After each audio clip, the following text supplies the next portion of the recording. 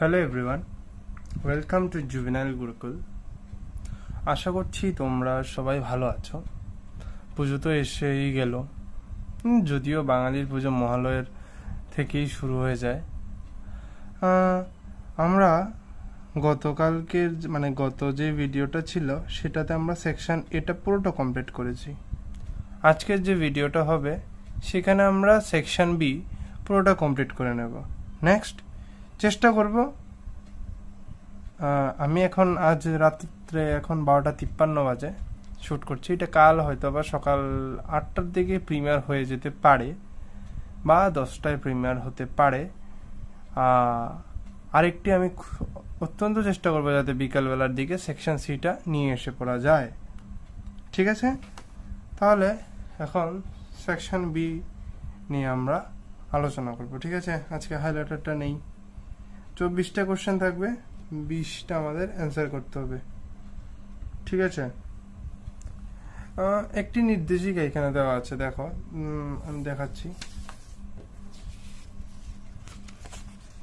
This section consists of 24 multiple choice questions with overall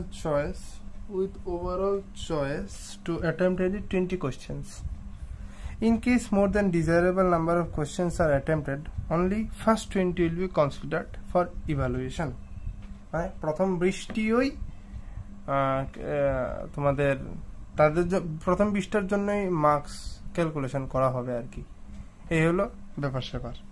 তো প্রথম question কি আছে, বেশি কথা না বাড়িয়ে প্রথম কোশ্চেনেই চলে যাই। A cylinder of radius r and length l is placed in an uniform electric field parallel to the axis of the cylinder. তাহলে কি, চলো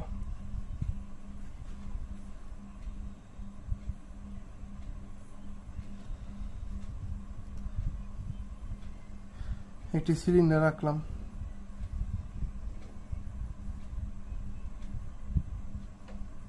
ঠিক, সিলিন্ডার অফ আর, লেংথ কত, রেডিয়াস কত আর, লেংথ কি এল। ঠিক আছে, তো লেংথ যদি এল হয় আর রেডিয়াস যদি আর হয়, এক্সিস অফ দ্য সিলিন্ডার কি, এটা হলো axis of the cylinder.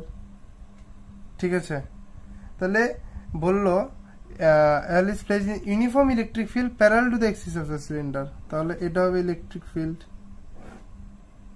Electric field কোন দিক থেকে কোন দিকে যায় বলো, প্লাস থেকে নেগেটিভ, মানে প্লাস টু মাইনাস।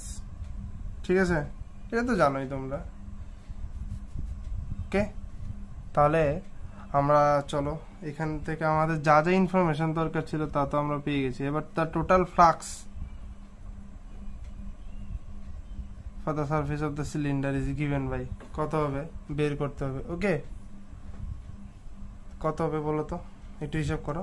তাহলে চলো, তাহলে আমি এই কোশ্চেনটা রাখছি। আচ্ছা রাখি, তারপর হিসাব করি। ওকে, তোমাদের কোশ্চেনটা পেয়ে গেছো। আমি যদি সিলিন্ডারটা ধরি, প্রথম এই সারফেস, একটি সারফেস, আর একটা হলো তার কার্ভ সারফেসটা। ঠিক আছে, তাহলে দুটো কি রইলো, সার্কুলার সারফেস রয়ে গেল আর একটি কার্ভ সারফেস। তো সার্কুলার সারফেসের ক্ষেত্রে কি হবে, আমাদের এরিয়ার ভেক্টর কি হয়, area vector is perpendicular to the surface. Okay, surface হয় পারপেন্ডিকুলার,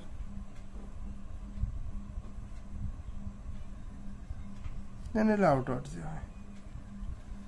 আর এটার ক্ষেত্রে কি হবে, এইভাবে চিন্তা করি, এই 90 ডিগ্রি উইথ দিস। ঠিক আছে, এবার আমরা যদি চিন্তা করি ইলেকট্রিক ফিল্ডের, আমাদের কোশ্চেনটা আপাতত এখানে থাক। ওকে, ইলেকট্রিক ফিল্ডের ক্ষেত্রে কি হচ্ছে দেখো, তাহলে প্রথম সারফেস এটা 1, এটা 2, তো phi total is equal to phi 1 plus phi 2 plus phi 3। এবার ফাই 1টা ক্যালকুলেট করি। ফাই 1 কত হচ্ছে বলো, অ্যাঙ্গেলটা কত ইলেকট্রিক ফিল্ডের সঙ্গে, এই পুরোটা হলো অ্যাঙ্গেল 180 ডিগ্রি। তাহলে এমনিতে ফাই এর ফর্মুলা কি, বি ডট এ মানে ম্যাগনেটিক ফিল্ড মানে ম্যাগনেটিক ফ্লাক্সের ফর্মুলাটা কি, বি না সরি এটা ইলেকট্রিক ফ্লাক্স হবে, E dot A sorry extremely sorry, এটি field dot product of electric field and area vector. Okay, তাহলে অ্যান্সারটি কি হয়ে যাবে, cos 180 degree. cos 180 degree value কত, -1, তাহলে অ্যান্সারটা কি হয়ে যাবে এটা কি পাই আর স্কয়ার। ওকে, ফাই 2 কত হয়ে যাবে, এটা 3, কার্ভ সারফেসটা হলো 3।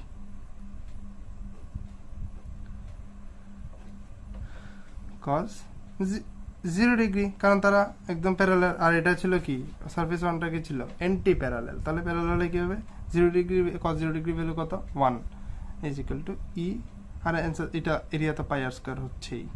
ওকে, এটার ক্ষেত্রে কি হবে দেখো, এটার ক্ষেত্রে তো 90 ডিগ্রি, তো cos 90 ডিগ্রি কত 0, আর এর হিসাবই দরকার না, যদি এর হিসাব দরকার হতো তো কত 2 পাই, তাহলে 2 পাই আর এল তো এরিয়া।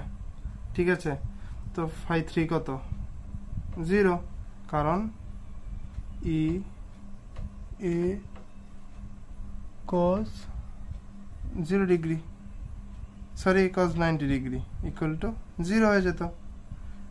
তো ফাই 1 কত minus of E pi r square, phi 2 কত ই পাই আর স্কয়ার প্লাস 0, তো এটা তো কাটা, অ্যান্সার কত হয়ে যাবে 0। তো ফাই টোটাল কত হয়ে গেল, ইলেকট্রিক ফ্লাক্স কত হয়ে গেল from the surface of the cylinder 0, answer হবে কি 1 0 0। বোঝা গেল, দেখো অ্যান্সারটা এটা হবে 0। ওকে, চলো নেক্সট কোশ্চেনে যাই। তো এবার কত নাম্বার কোশ্চেন এসে পড়েছি আমরা, question number 27। Two parallel large বড় thin metal sheets have equal surface densities, মানে সারফেস চার্জ ডেনসিটিস। একটা প্লেট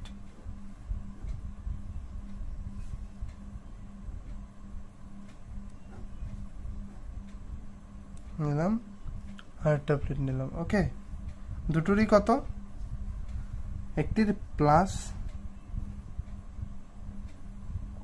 একটির মাইনাস, তবে equal, sigma equal to 26.4 into 10⁻⁻12 coulomb per metre square. ঠিক আছে, তো এটা সলভ করার পদ্ধতি কি হতে পারে বলো তো? কি বললো, the electric field between this two sheets. ঠিক আছে, ইলেকট্রিক ফিল্ডটা কিভাবে ক্যালকুলেট করব? আমি আগে একটা পয়েন্ট রেফারেন্স দিই, এখানে এই মিডল জায়গাটাকে আমরা 1 দিই, নেগেটিভের বাইরের জায়গাটাকে 2 দিই, পজিটিভের বাইরের জায়গাটাকে আমরা 3 দিলাম।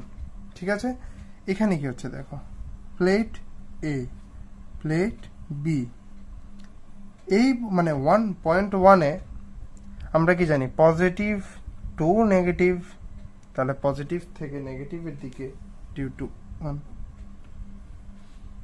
তাহলে ই এ এখানে এরকম, আর নেগেটিভের দিকে ইভিও এইদিকে, এখানে দেখো নেগেটিভের দিকে, তাহলে ই এ ওইদিকে। ও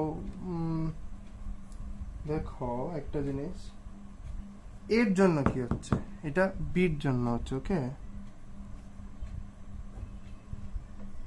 পজিটিভের জন্য তো সবসময় দূরে, আর এটার ক্ষেত্রে কি হচ্ছে সেই দূরে, পজিটিভ 2 নেগেটিভ ইয়ে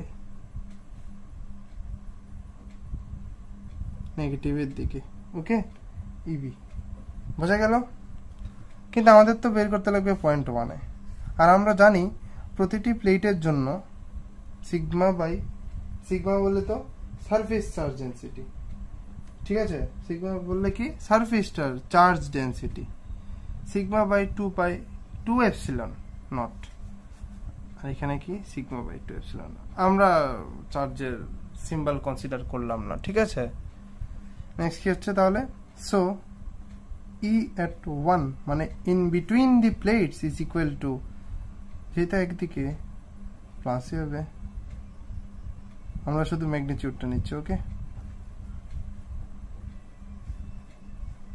কি sigma by 2 epsilon naught plus sigma by 2 epsilon naught equal to sigma by epsilon naught. তো সিগমা কত 26.4 ইন্টু 10 টু দি পাওয়ার -12, আর এপসিলন নট কত 8.85 ইন্টু 10 টু দি পাওয়ার -12। এবার তোমরা যদি ওয়ার্কআউট করে দেখো তাহলে in between these two plates the electric field will eventually come out to be 3 Newton per coulomb। ঠিক আছে, এটা তোমরা নিজেরা করে নিতে পারবে। ওকে, 3 নিউটন পার কুলম। তাহলে आंसर কি হয়ে যাচ্ছে 4, 3 নিউটন পার কুলম। দেখো 3 নিউটন পার কুলম। এবার আমরা কত নাম্বার কোশ্চেনে চলে যাব? কোশ্চেন নাম্বার 28 এ। তাহলে কোশ্চেন নাম্বার 20 তে কি বলছে দেখো, consider N uncharged conducting sphere. হ্যাঁ, চার্জ নেই কিন্তু আলাদা, তবে হ্যাঁ কন্ডাক্টিং স্ফিয়ার। তাহলে আমরা একটি কন্ডাক্টিং স্ফিয়ার এঁকে নিলাম, যার মধ্যে প্লাস এবং মাইনাস সমানভাবে সন্নিহিত আছে। ঠিক আছে, a positive point charge is placed outside the sphere plus Q.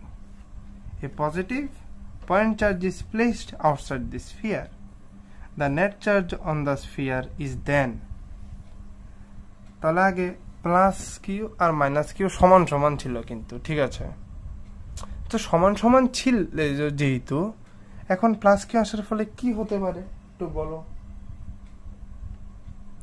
Plus plus plus plus plus initially, ঠিক আছে,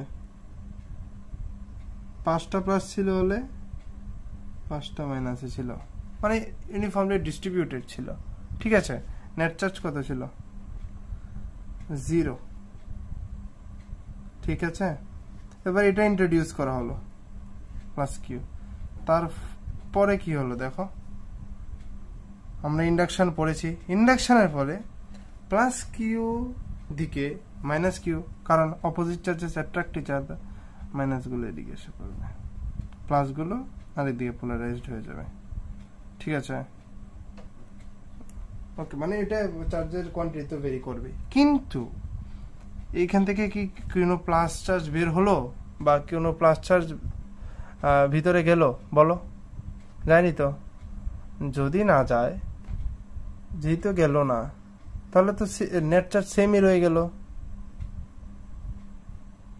তাহলে তো নেট চার্জটা সেমই হয়ে গেল না। তাহলে কি বলা যায়, নেট চার্জ যেহেতু সেম রয়ে গেল,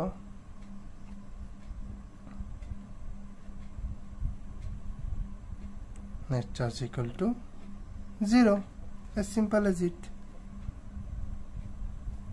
Net charge equal to 0, বোঝা গেল? আচ্ছা, এবার কত নম্বর কোশ্চেন? Question number 29। ঠিক আছে, কোশ্চেন নাম্বার 29 এ কি বললো দেখো, 3 charges 2ku minus q and minus q lie at vertices of a triangle. The value of E and V at centroid of triangle will be, এটা কি হবে দেখো, আমি আগে ট্রায়াঙ্গেলটা কি, আমি মোটামুটি একটা সিমেট্রি ধরে আঁকি।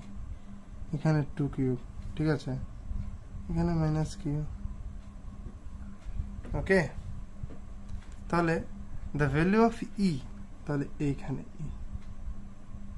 ঠিক আছে, তো ইতে মানে এটা চিন্তা করার একটা প্রসেসটা কি, কিউ নট আমরা আগে টেস্ট চার্জ বসিয়ে দেব। ঠিক আছে, টেস্ট চার্জটি কি আমরা পজিটিভ ধরে নিই, এটা তো আমাদের কনভেনশন, পজিটিভ চার্জ ধরে নিই, রাইট? তাহলে মাইনাস কিউ তো কিউ, যে ইলেকট্রিক ফিল্ডটা হবে তার ডিরেকশন হবে কি, পজিটিভ তো নেগেটিভ। এবার এটার জন্য কি সেম, আর একটা জিনিস জানো তো, সেন্ট্রয়েড থেকে ভার্টেক্স গুলার ডিস্টেন্স সবসময় সমান হয়, এটা জানা আশা করি আমরা জানি, ঠিক আছে।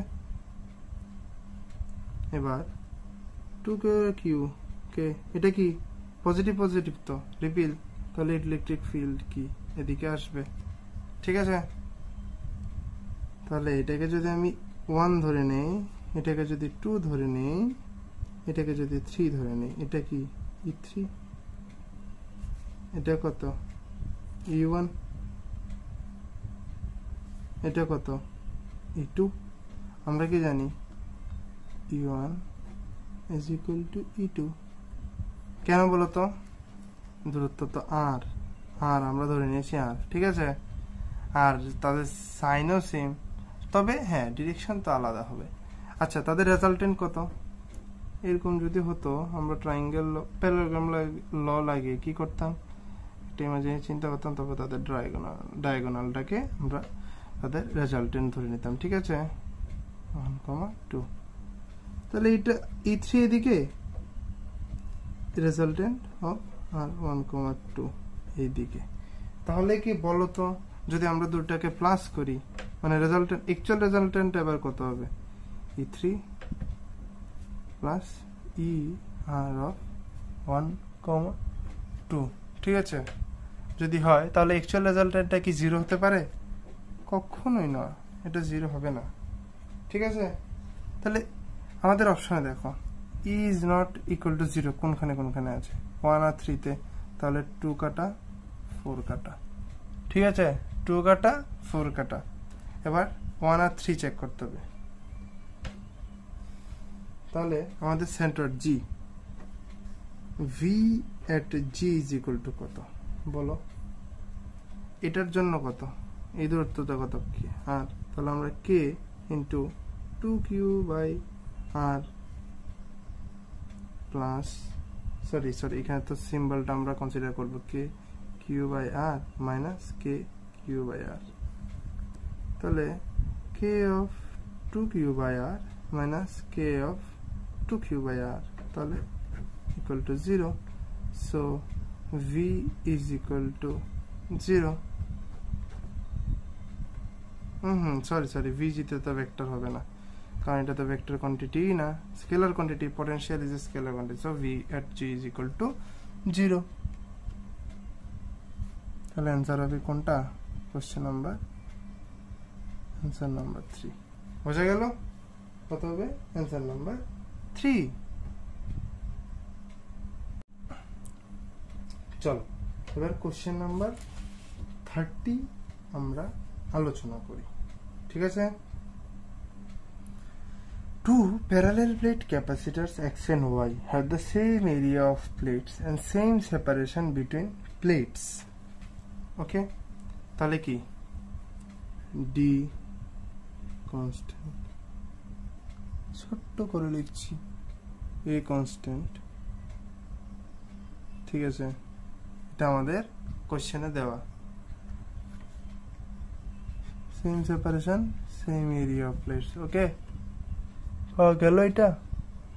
এবার X has AR and Y with dielectric of constant 2 between its plates, আচ্ছা, they are connected in series to a battery of 12 volt। আগে আঁকি,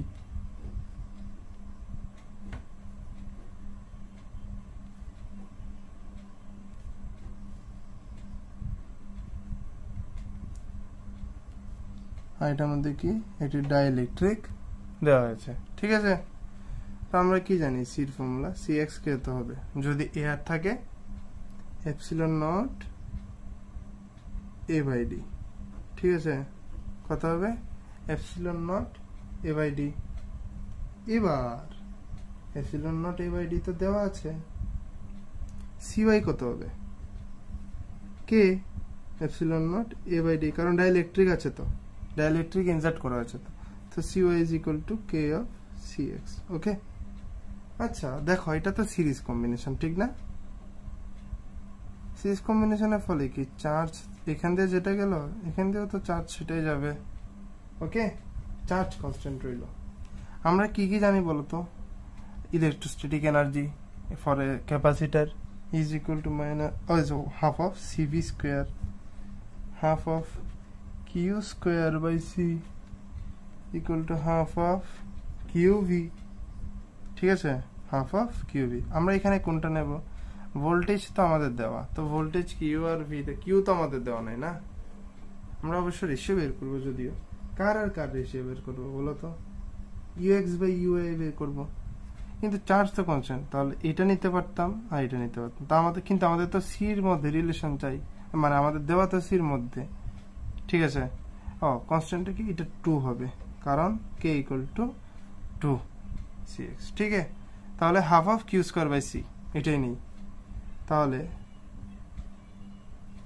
UX, sorry, U X by U I is equal to half of Q square by C X by half of Q square by C Y. এটার answer কোথায় যাচ্ছে? Half of Q square by C X যদি হয়, Q square cancelled out, half of cancelled out, তো C Y উপরে চলে গেল, CX নিচে এসে পড়ে গেল, ঠিক আছে। তাহলে ইউএক্স বাই ইউআই, আচ্ছা সিওয়াই কত? 2 of C X divided by C X, তাহলে 2/1, so ux is to uy is equal to 2:1, ঠিক আছে। অ্যান্সারটা পেয়ে গেলে 2:1। ওকে, দেখো নাম্বার 1 পয়েন্ট, সরি কোয়েশ্চেনটা বলি, question number 31, which among the following is not a cause for power loss? Not a cause জানতে চাইনি, কিন্তু নট এ কজ জানতে চেয়েছে for power loss in a transformer. আমি যদি অপশন নাম্বার 1টা আলোচনা করি, eddy currents are produced in the soft iron core of a transformer. হ্যাঁ, ভালো কথা। আগে কি এডি কারেন্ট জানো তোমরা? বলো এডি কারেন্ট। ওকে, লিখছি এডি কারেন্ট কি। আগে এটা আমাদের অল্প বিস্তর হলেও জানতে লাগবে, ঠিক আছে। এডি কারেন্ট হলো, আমরা জানি কি, কয়েলের মধ্যে কারেন্ট ইনডিউস করা হয়, ঠিক আছে, কারেন্ট ইনডিউস করা যায় ইনফ্যাক্ট। কিন্তু তোমরা কি এটা জানো? কন্ডাক্টিং শিট কিংবা ব্লকেও কারেন্ট ইনডিউসড হতে পারে। Whenever the magnetic flux linked with a metal sheet or block changes, an EMF is induced in it. যখন একটি মেটাল ব্লক বা মেটাল শিটের সঙ্গে metallic flux linked with the metallic, এই শিটটার সঙ্গে যে মেটালিক ফ্লাক্স লিঙ্কড আছে, সেটা যদি চেঞ্জ হয়, তার মধ্যেও ইএমএফ ইনডিউসড হতে পারে, ঠিক আছে। এই যে ইনডিউসড ইএমএফ গুলো হয়, তার ফলে কি হয় জানো? The induced current flow in closed, এই যে ইনডিউসড কারেন্ট হয় ক্লোজড পাথে ফ্লো করে, তারা বুঝতে পারলে? ক্লোজড পাথে ফ্লো করে, দেখা যাচ্ছে কি? হ্যাঁ, দেখা যাচ্ছে ক্লোজ পাথে ফ্লো করে। এই যে ফ্লো করে in closed path in planes perpendicular to the lines of force, in plane perpendicular to the lines of force।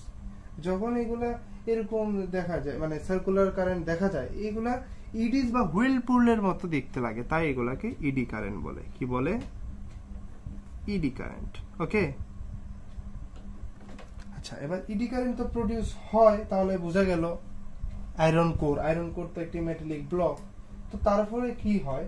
The alternating magnetic flux induces eddy current, এটা তো আমরা জানলাম, in the iron core, which leads to some energy loss in the form of heat. This loss can be reduced by using laminated iron core. কিভাবে?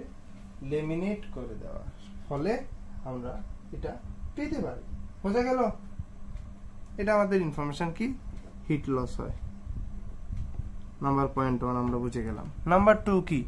Electric flux sharing is not properly run. কি? Electric flux sharing is not properly run. কি হয়? Flux leakage হয়। দেন magnetic flux produced, এই দেখো, এই যদি ছোটটা হয়, এমন ধরি না, আচ্ছা এখান দিয়ে যাচ্ছে, তো সবটা কি যেতে পারলো? ম্যাগনেটিক ফ্লাক্স পারলো না। তো সেকেন্ডারি কয়েল দিয়ে প্রাইমারি কয়েলের যে চার্জ বলে ম্যাগনেটিক ফ্লাক্স যেতে পারলো না। তার ফলে কি হয়? The flux may leak into air. এই তো এয়ারে flux may leak into air. তার ফলে কি প্রপার শেয়ারিং হলো না, তার জন্য কি একটি কি বলবো পাওয়ার লস হয়। পয়েন্ট 2 বললাম। Humming sound produced, humming sound হলে শব্দ করে যে ওইটা বলছে। Humming sound produced in the transformer due to magnetostriction. As a transformer works the core lengthens, এই যে আয়রন কোরটা থাকে এটা ছোট হয় বড় হয় during each cycle of the alternating voltage. বুঝতে পারলে? এই যে ম্যাগনেটাইজেশন ডিম্যাগনেটাইজেশন ছোট হয় বড় হয়, এটা কি due to a phenomenon called magnetostriction. This gives rise to a humming sound. তাহলে এই হামিং সাউন্ডের রূপে ইলেকট্রিক্যাল এনার্জি লস হয়।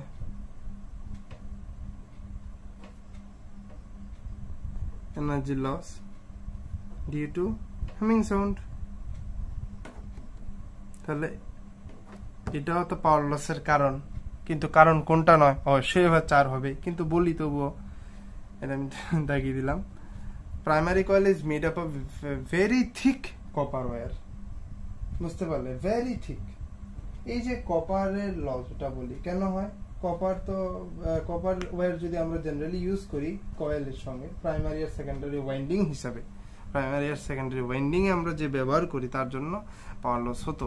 কিন্তু আমরা যদি মোটা ওয়্যার ব্যবহার করি, তোমরা কি জানো R equal to rho, even আমরা আগের ভিডিওতেও বলেছিলাম R equal to rho L by, যদি এ বাড়ে ঠিক মোটা হয় তাহলে কি আর ডিক্রিজ করবে না? আর আমরা কি জানি পাওয়ার ডিসিপেশনের ক্ষেত্রে আই স্কোয়ার আর না, তা আর যদি অনেকটা ছোট হয়ে যায় তাহলে তো পির উপর আর এর ইফেক্ট নেগলিজিবল হয়ে যাচ্ছে না, তাহলে কি পাওয়ার লস একদম মিনিমাম হবে।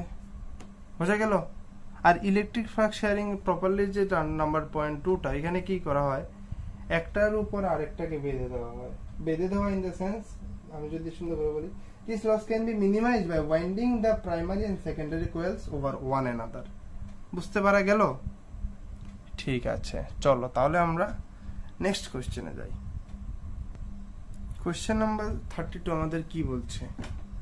An alternating voltage source of variable angular frequency, angular frequency টা changeable, and fixed amplitude V, and fixed amplitude V is connected in series with a capacitance C, মানে capacitor C, and electric bulb of resistance R, inductance কিন্তু 0, তাহলে এটা কি CR circuit.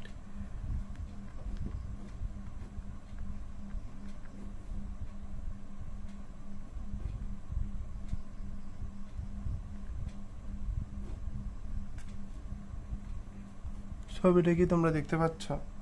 জ্বলছে বাল্বটা, ওকে, পাওয়ারটা জ্বলছে। তাহলে আর এটা থেকে ভি আর ওমেগা, ঠিক আছে। এক্সি এখানে কি, আচ্ছা একটা যদি এখান দিয়ে যদি কারেন্ট যায়,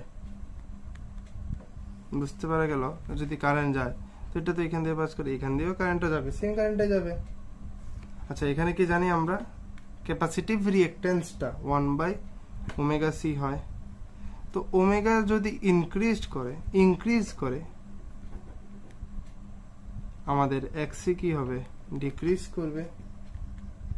এক্সি ডিক্রিজ করবে, তো যদি ডিক্রিজ করে তার ফলে কি হবে বলো? জেডও ডিক্রিজ করবে, তো আমরা একটা জিনিস দেখি এবার, V equal to I X C, এটা তো জানা আছে, V equal to I into 1 omega C, ঠিক আছে। that implies I equal to V omega C, so I proportional to omega. যদি ওমেগা বাড়াই, এখান থেকেও ডিরেক্ট লিখতে পারি, আইও তো বাড়বে নাকি, তা আই যদি বাড়ে জি আই স্কয়ার আর টি, ঠিক নেই? ঠিক আছে কি? তাহলে ইলেকট্রিক এনার্জিটাও বাড়বে, এনার্জি বাড়লে কি হবে, the bulb will glow, oh sorry demand না, bulb will glow brighter. Option 2, bulb will glow brighter. আমরা আরেকভাবে বলতে পারি জেড ইকুয়াল টু ইম্পিডেন্স, ঠিক আছে, 1/ωc হোল স্কয়ার প্লাস আর স্কয়ার। এবার ওই ওমেগা বাড়লে কি জেড ডিক্রিজ করবে, জেড ডিক্রিজ করলে কি আই ইনক্রিজ করে, আই ইনক্রিজ করলে কি এনার্জি বেশি মানে এমিট হবে, তাহলে কি ইলেকট্রিক্যাল এনার্জি থেকে তো এখানে লাইট এনার্জি প্রডিউস হচ্ছে না, তাহলে the bulb will glow brighter. Option 2 দেখে নাও, the bulb will glow brighter. তাহলে আমাদের 32 নাম্বারও কমপ্লিট হলো। ঠিক আছে, চলো এবার আমরা কোশ্চেন নাম্বার 33টা নিয়ে ডিসকাস করি। কোশ্চেন 33 কি বলছে? A solid spherical conductor has charge plus Q and radius r. It is surrounded by a solid spherical shell with charge minus q. By a solid spherical shell with charge minus q. Inner radius 2r. তাহলে AC লিখে ফেলি আমরা। AC কত? 2r। এ ভিতরে হয়ে আছে r। ঠিক আছে, তারপর and outer radius 3r। তাহলে AD is equal to 3r।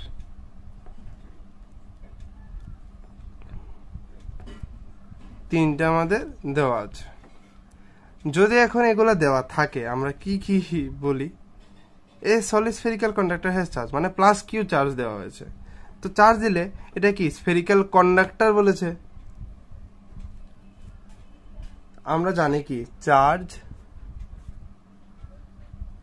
resides in the outer surface of a conductor.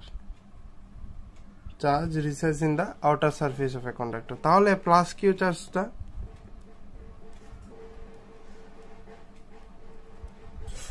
তার আউটার সারফেসে এসে পড়বে। ঠিক আছে, আর যে শেলটা আছে সলিড স্ফেরিক্যাল শেলটাকে আমরা একটি কন্ডাক্টর হিসেবেই ধরে নিচ্ছি। ঠিক আছে, যদি স্ফেরিক্যাল শেলটাকে আমরা কন্ডাক্টর হিসেবে ধরে নেই, আমরা যদি মাইনাস কিউ চার্জ দেই তাহলে এটা কি ডিস্ট্রিবিউট হবে। আর ডিস্ট্রিবিউট হওয়ার ফলে কি হবে? আউটার সারফেসে থাকবে কি ইনার সারফেসে থাকবে বলো তো? ইনার সারফেসে চলে আসবে। কেন? Plus minus attract each other, তাহলে কি চার্জটা মাইনাস ইনার সারফেসে ডিস্ট্রিবিউট হয়ে যাবে। ঠিক আছে, বোঝা গেল? এটা কি প্লাস কিউ, এটা কি মাইনাস কিউ। আমি আবার যদি ছবিটা আঁকি সাইডে দেখো, এটা হলো কি ভিতরের চার্জ কন্ডাক্টরটা, মানে sorry spherical conductor, solid spherical কন্ডাক্টরটা।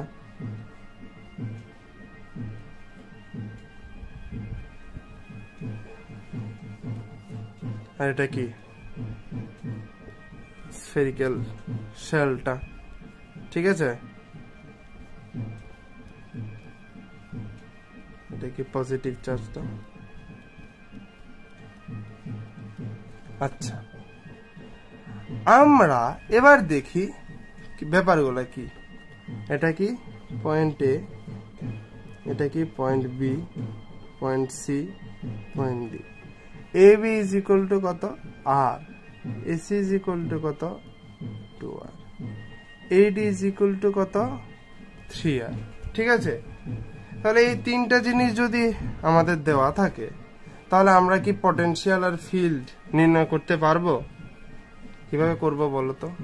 আচ্ছা, ভিতরে কি কোনো চার্জ আছে? কোনো চার্জ তো নেই, তাহলে Q inside is equal to 0। তাহলে ই ইনসাইড কত হবে? 0, অর্থাৎ এতে আর কি। সো পটেনশিয়াল ইনসাইড অর্থাৎ এতে আর কি কত হবে? কনস্ট্যান্ট হবে, যাই হবে কনস্ট্যান্ট হবে। ঠিক আছে, কারণ আমরা এই রিলেশনটা জানি তো, is equal to minus of dV dr. ঠিক আছে, এই জিনিসটা আমরা জানি। আমরা এখানে ম্যাগনিটিউডটা নিলেই, মানে ম্যাগনিটিউডই নেব যদিও, তাহলে ই যদি 0 হয়, ডিভিডিআর 0, তো ডিভিডিআর কখন 0 হয়? V equal to constant. ঠিক আছে, কনসেপ্টটা ক্লিয়ার? তাহলে আমরা যদি এবার একটা একটা করে লিখবো, ঠিক আছে। পটেনশিয়াল, প্রথম পটেনশিয়াল নিয়ে আমরা আলোচনা করি, পটেনশিয়াল নিয়ে করি, ঠিক আছে। পটেনশিয়াল প্রথম লিখবো due to solid sphere,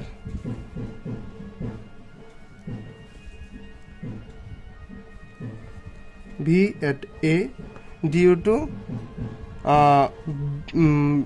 V due to solid sphere, ঠিক আছে, ইজ ইকুয়াল টু ভি। কারণ আমরা তো জানি এখানে এ আর এখানে বি দুটোর ক্ষেত্রে কনস্ট্যান্ট থাকবে, আর ভি থেকে তার দূরত্ব কত, এ বি ইকুয়াল টু কত, আর B due to S is equal to K Q, capital Q, okay, by R, ঠিক আছে। এবার সির ক্ষেত্রে আসো। সির ক্ষেত্রে কি আমরা জানি বলো? Potential due to this solid sphere at C is equal to Q by 2 আরটা কি হয়ে দিয়েছে, capital R, sorry capital R, ঠিক আছে, কে কিউ বাই আর, আর B at C due to the solid sphere কত হয়ে যাবে, কে কিউ বাই 2 আর। বোঝা গেল কেন হবে? কারণ এখানে যে পটেনশিয়ালটা আছে আমাদের, এখানে যে চার্জ সিতে, মানে due to the solid sphere K Q by 2 R. কারণ আমরা জানি যে পটেনশিয়ালের ক্ষেত্রে এখানে চার্জটাকে আমরা কনসেন্ট্রেটেড ধরবো, তাই 2 আর, ঠিক আছে। ডি ভি আর D due to S is equal to কত, কে কিউ বাই 3 আর, ঠিক আছে। এবার ডিউ টু স্ফেরিক্যাল শেল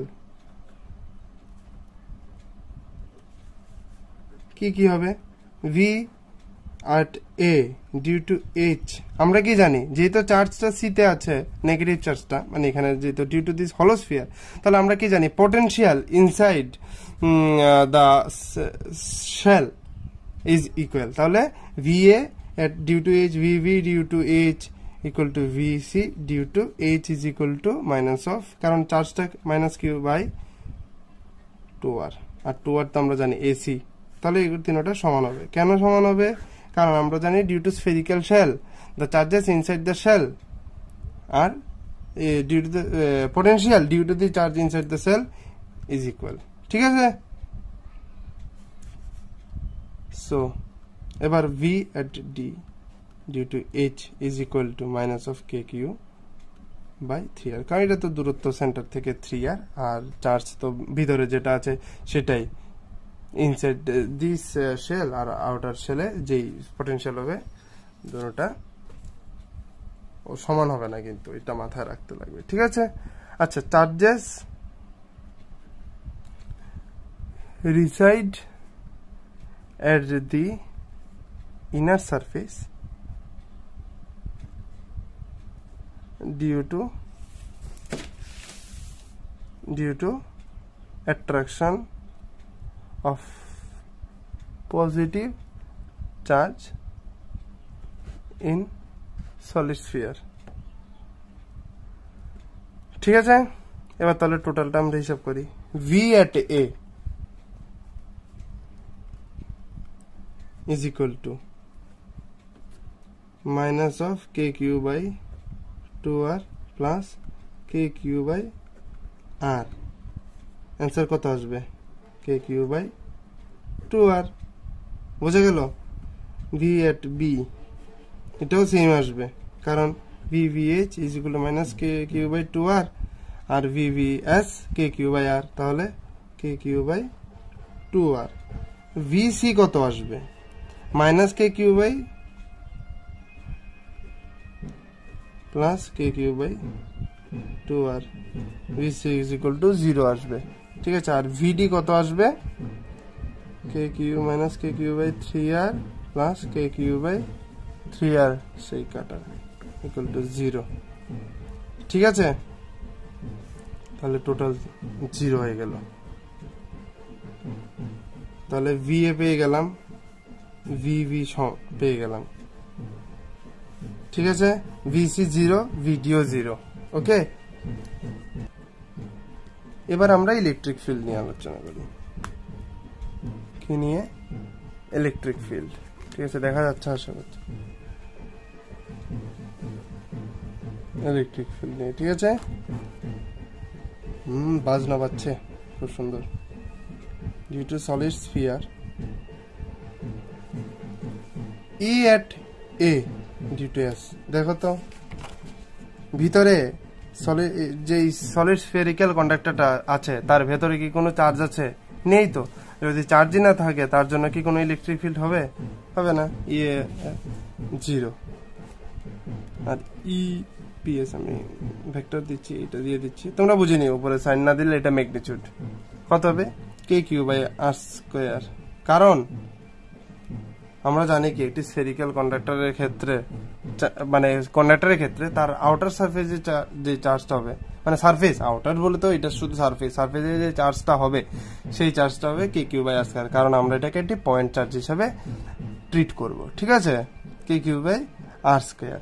এবার E at C due to S is equal to কত হচ্ছে? K Q by 2r whole square, K Q by 4r square, ঠিক আছে। তাহলে E at D due to S is equal to K Q by 3r whole square is equal to K Q by 9r square. তোমরা কোশ্চেনগুলো নিয়ে বসবে, কারণ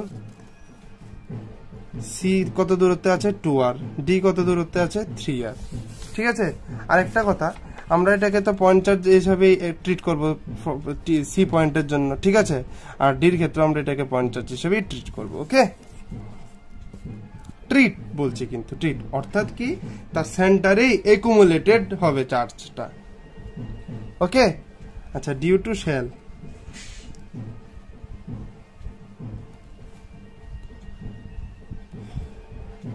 due to shell yet s তো yet h due to h, ঠিক আছে। মানে হলো স্ফেরিক্যাল শেল বলি, শেল হলো বলা যেতে পারতো কিন্তু শেল বলি। h কত হবে? 0। কারণ যে এই চার্জের জন্য প্লাস মাইনাস এখানে ক্যান্সেল আউট হয়ে যাচ্ছে, ঠিক আছে। বিএইচ কত? এটাও 0, কারণ বিও তো সেই প্লাস মাইনাসের আওতায় পড়ছে, ঠিক আছে। আর ই সিএইচ ইজ ইকুয়াল টু কত? মাইনাস অফ, এটা আমরা কিন্তু ডিরেকশন, দেখো নেগেটিভ থেকে পজিটিভে, তাহলে সি পয়েন্টে এদিকে হবে ডিরেকশনটা, ঠিক আছে, মানে নেগেটিভ ডিরেকশন। ডি তো কি নেগেটিভ দিকে, ঠিক আছে। ও নেগেটিভের দিকে তো, ঠিক না? পজিটিভ থেকে বেরোয় নেগেটিভে। E at C due to H মানে শেল কত হবে? K Q by 2r whole square, মানে minus of K Q by 4r square, ঠিক আছে। E at D due to H is equal to minus of K Q 9r square, কারণ 3r whole square, ঠিক আছে। তো দেখো EDS আর EDH minus আর প্লাস আছে, তাহলে cancelled out. ECS K Q by 4r square, এখানে K minus sorry K Q by 4r square, এখানে মাইনাস হয় K Q by, cancelled out. তাহলে E at C E at D is equal to 0, আর E at A equal to তো আমরা আগেই লিখেছি 0। তাহলে ই বির ক্ষেত্রে কি হচ্ছে? K Q by R square হচ্ছে নাকি? হচ্ছে, ঠিক তো। তাহলে আমরা বলতে পারি কি E at B is equal to max. এখানে দেখো পটেনশিয়ালের ক্ষেত্রে এতেও ম্যাক্স ছিল, বিতেও ম্যাক্স ছিল, কিন্তু আমাদের তো অপশনগুলো এবার দেখতে লাগবে। অপশনগুলোতে কি বললো? Both the electric potential electric field achieve a maximum magnitude at B. এটাই আমাদের অপশন কারেক্ট হবে, ঠিক আছে, কারণ এর ব্যাপারে তো কোনো বক্তব্যই রাখিনি। এবার দেখো trick, electric potential has a maximum magnitude at C and the electric field has a maximum magnitude at A. Electric field এতে এখানে কোনো চার্জ নাই, তাহলে ম্যাক্সিমাম ম্যাগনিটিউড ইলেকট্রিক ফিল্ডের কিভাবে হবে? পসিবল না, তাহলে প্রথম point cancelled out. Electric potential has a maximum magnitude at D, দেখো তো ডি তে আলটিমেটলি এটাকে যদি আমরা সারফেসটা কনসিডার করি, এখানে প্লাস মাইনাস তো ক্যান্সেলড আউট, তাহলে ultimately total plus Q minus Q cancelled out, তাহলে এখানে কি টোটাল কোনো ইলেকট্রিক পটেনশিয়ালই তো, হ্যাঁ পটেনশিয়ালকে আমরা পাচ্ছি না তো, তাহলে ক্যান্সেল এটাও। নাম্বার 3 কি, the electric potential at A is 0, হ্যাঁ এই বক্তব্যটা ঠিক, কিন্তু ইলেকট্রিক ফিল্ড এর ম্যাক্সিমাম ম্যাগনিটিউড এট ডি, ওই সেই প্লাস মাইনাস ক্যান্সেল আউট, তাহলে ডি তে কি কোনো ইলেকট্রিক ফিল্ড থাকবেই তো না, তাহলে এটাও ক্যান্সেল, তাহলে অ্যান্সার কি 4ই হবে। এটা আমরা একটা ট্রিক ইউজ করতে পারতাম। তাহলে আমাদের কোশ্চেন নাম্বার 33টা ডিসকাস করা হয়ে গেল, ঠিক আছে, থ্যাংক ইউ।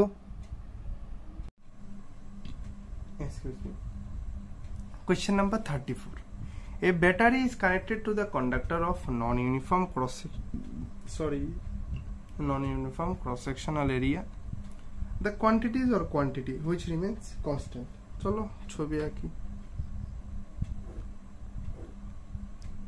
non-uniform cross-section, ঠিক আছে, এটা কিন্তু একটু ফার্স্ট আমাদের বুদ্ধি খেলিয়েই শেষ করতে হবে, ঠিক আছে, আমরা আর অন্য অপশন চেকই করবো না।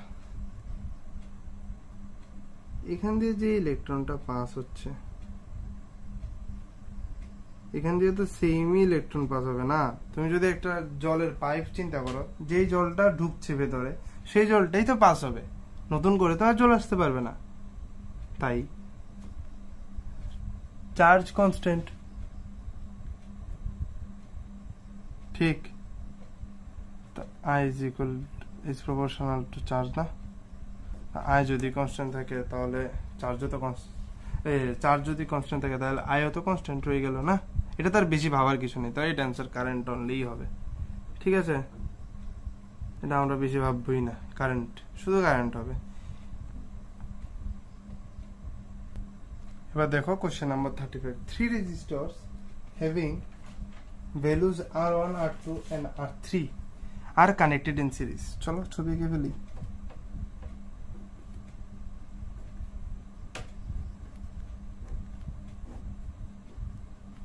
ভোল্টেজ কি দেওয়া আছে, চলো দেই আমরা। কারেন্ট সোর্স যদি না থাকে, ভোল্টেজ সোর্স যদি না থাকে তাহলে তো কারেন্টই আসবে না, ঠিকই তো কথা। R1 R2 R R3, R1 carries a current of 2 ohm, ঠিক আছে, 2 ohm, okay, sorry ampere, sorry 2 ampere. R2 কত,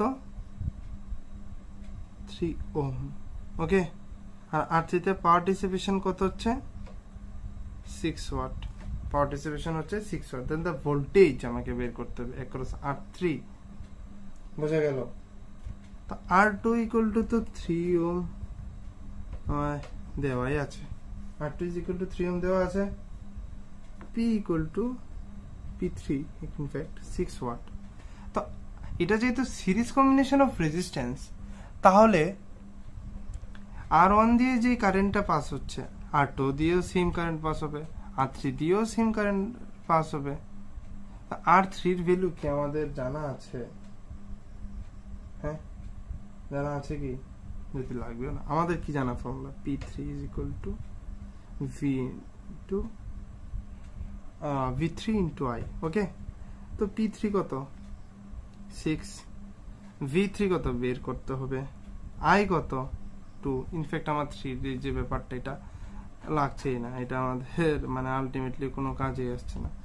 তাহলে V3 কত, 6/2 volt, so V3 equal to কত, 3 ভোল্ট, ঠিক আছে, V3 কত, 3 ভোল্ট, বোঝা গেল। চলো তাহলে নেক্সট কোশ্চেনে যাই। V3 কত, 3 ভোল্ট, নেক্সট কোশ্চেন, এটা ঠিকঠাক করে নি, ওকে, 3 ভোল্ট আমি সামনে এনেও দেখিয়ে দিই, 3 ভোল্ট, ঠিক আছে। এবার কত, question number 36, a straight line plot showing the terminal potential difference, এটা কত, V of a cell as a function of current I drawn from it is shown in the figure. The internal resistance of the cell would be then, কত হবে বলো, কিছু চিন্তা করো। আচ্ছা চলো আমরাই করি। এই তো একটা সেল, ঠিক আছে, এই সেলকে যদি আমরা ভিতরে অ্যানালাইসিস করি, due to its material present inside the cell, it has a certain internal resistance that is smaller. এখানে এটা দিয়ে যদি আই কারেন্ট পাস হয় আর এক্সটার্নাল সার্কিটে যদি ভোল্টেজ ডিফারেন্স ভি হয়, ঠিক আছে, এটা আমরা কিভাবে রাখবো, এই আরে এটা দিয়ে কি ফেললাম, এটা রেজিস্ট্যান্স আছে, তাহলে বাইরে কত voltage potential difference across this resistance V, এই রেজিস্ট্যান্সটা কত আর, তাহলে তাদের মধ্যে আমরা রিলেশন জানি, এটা যদি ইএমএফ ই হয়, E is equal to V plus I R, ঠিক আছে, আর ভি কত জানি আমরা, আই ক্যাপিটাল আর, ঠিক আছে। একটা জিনিসকে আমরা জানতাম, যখন I is equal to 0, that is no current is flowing through the circuit, then EMF of the cell and voltage difference across the resistance of the circuit is equal to V. তাহলে I equal to 0 কোথায় দেখো, I is equal to 0 তে is equal to 5.6 volt, is equal to তাহলে কত 5.6 volt, বোঝা যাচ্ছে 5.6 volt. এবার আরেকটা জিনিস লক্ষ্য করো, আমাদের কি বের করতে বলেছে, ইন্টারনাল রেজিস্ট্যান্স বের করতে বলেছে। এবার একটা জিনিস লক্ষ্য করো তো, যদি আই 2 এম্পিয়ার হয়, ভোল্টেজ কত, V ইকুয়াল টু 0, তো আমরা যদি সেম ফর্মুলাতে ইউজ করি 5.6 equal to 0 plus 2 into R, that implies R is equal to 5.6 by 2 ohm is equal to 2.8 ohm। বোঝা গেল, এই হলো অ্যান্সার 2.8 ohm। আবার সাইড দিয়ে করি, E is equal to V plus IR যদি হয়, আর ইলেকট্রোমোটিভ ফোর্সটাই যদি 5.6 ভোল্ট হয়, আর আমাদের জানি দেখেছি কি এখানে গ্রাফ থেকে, যখন কারেন্ট 2.0 এম্পিয়ার তখন ভোল্টেজ কত 0 প্লাস আই কত 2 into R, that implies R is equal to 5.6 by 2 ohm is equal to 2.8 ohm. ঠিক আছে, অ্যান্সার কত তাহলে আমাদের 2.8 ওহম, মনে রাখবে। তাহলে এটা উঠিয়ে দেখিয়ে দিই, কত হয়ে গেল 2.8 ওহম, বোঝা গেল। তাহলে 36 নাম্বারও কমপ্লিট আমাদের। চলো এবার question number 37। A 10 meter long wire of uniform cross section, 10 meter of uniform cross section and 20 ohm resistance, এটা রেজিস্ট্যান্সটা কত 20 ohm, okay, ohm resistance is used in a potentiometer. The wire is connected in series with a battery of 5 volt. The wire is connected in series with a battery of 5 volt. 5 volt আমাদের দেওয়া হলো given battery, okay, along with an external resistance of 480 ohm, 480 ohm দেওয়া। তাহলে if an unknown EMF E is balanced at 6 meter length of wire, then the value of unknown EMF is কত? এবার এখানে যা ইটা দেওয়া আছে সেটা কত, আমরা জানি কি এই কোশ্চেনগুলো আমরা পোটেনশিয়াল গ্রেডিয়েন্ট দিয়ে আমরা করতে পারি। আজকে একটি প্রসেস দেখো, মানে আমাদের একদম ক্লাস 9-10 এর যে ফর্মুলা, এটা কি হলো, আমরা এটাকে পি নিয়ে নিলাম, ঠিক আছে, নিজেদের থেকে পি নিয়ে নিলাম। তাহলে পি কিউ লেন্থ কত 10 মিটার, ঠিক আছে, পোটেনশিওমিটার ওয়্যারের, ওকে। এবার আই কত হবে, total current across the circuit, I is equal to আমাদের কি যে ব্যাটারিটা দেওয়া আছে তার EMF, ঠিক আছে, বাই টোটাল রেজিস্ট্যান্স মানে effective resistance is equal to E by R plus sorry ইর জায়গাতে আমরা কি লিখে দিই 5, আর আর কত 480, আর পি কিউ রেজিস্ট্যান্স কত টোটাল 20 ওহম, তাহলে 5/500 is equal to 1/100 is equal to 0.01 ampere आ গেল, is equal to কত 0.01 ampere। এবার ভোল্টেজ অ্যাক্রস PQ কত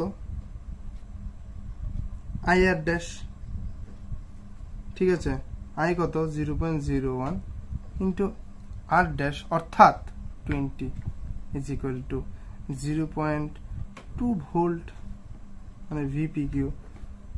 তো 10 রাইট 10 না হ্যাঁ 10 মিটারের জন্য যদি 0.2 ভোল্ট হয়, 1 মিটারের জন্য কত হবে 0.2/10 ভোল্ট। তাহলে 6 মিটারের জন্য কত হবে 0.2/10 ইন্টু 6 ভোল্ট। এটাকে তো আমরা সিম্পলিফাই করলে 0.12 ভোল্ট পেয়ে যাবে। তো আমাদের অ্যান্সার 0.12 ভোল্ট এসে পড়বে। এই দেখো এসে পড়লো 0.12 ভোল্ট। ঠিক আছে, এটা আমাদের অ্যান্সার 0.12 ভোল্ট হয়ে গেল। এবার আমাদের কোশ্চেন নাম্বার 38 চলে যাই। Question number 30. The current sensitivity of a galvanometer increases by 20%. Current sensitivity I is equal to alpha বা theta যাই বলি আমরা by I is equal to NBA। আমরা ফর্মুলা ডেরিভেশনে যাব না। NBA by K। K কি? Torsional constant। কি constant? Torsion constant। That is the torque required to twist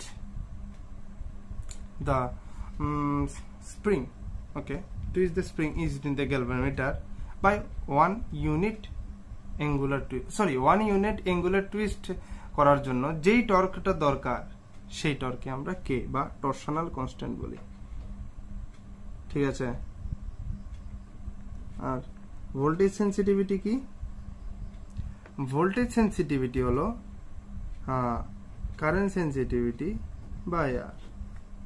ঠিক আছে, आंसर কি তাহলে NBA বাই কে। আমি ফর্মুলাটা এখানে লেখার কারণ নেক্সট একটা কোশ্চেন আসবে যেখানে আমাদের এটা প্রয়োজন হবে। এখানে কি বলেছে 20% ইনক্রিজ। তো 20% ইনক্রিজ কত? যদি ইনিশিয়ালটাকে IS ধরি তার 20% মানে 20/100 তো is equal to IS by 5। So IS মানে নিউ ইনক্রিজড কারেন্ট সেন্সিটিভিটি কত হবে? IS plus IS by 5 that is 6IS by 5। ঠিক আছে, কি দেখে নাও 6IS বাই 5। এবার এই যে ভোল্টেজ সেন্সিটিভিটি আমার রেজিস্ট্যান্সও ইনক্রিজ হয়েছে কত পার্সেন্ট? 25%। আমরা ইনিশিয়াল রেজিস্ট্যান্স 8 ধরে নাই, তাহলে নতুন রেজিস্ট্যান্স কত? 25% ইনক্রিজ হয়েছে। I into 25/100 is equal to R by 4। তাহলে R dash কত হবে? R plus R by 4 that is 5R by 4। R dash কত? 5R by 4। তাহলে increased voltage sensitivity টা কত? VS dash is equal to IS dash divided by R dash। ঠিক আছে, IS dash কত? 6IS by 5 divided by 5R by 4। তাহলে কত হয়ে যাচ্ছে? আমরা যদি চিন্তা করি এদিকে IS by R লিখে ফেলি। ঠিক আছে, এটা তো ঠিকই আছে।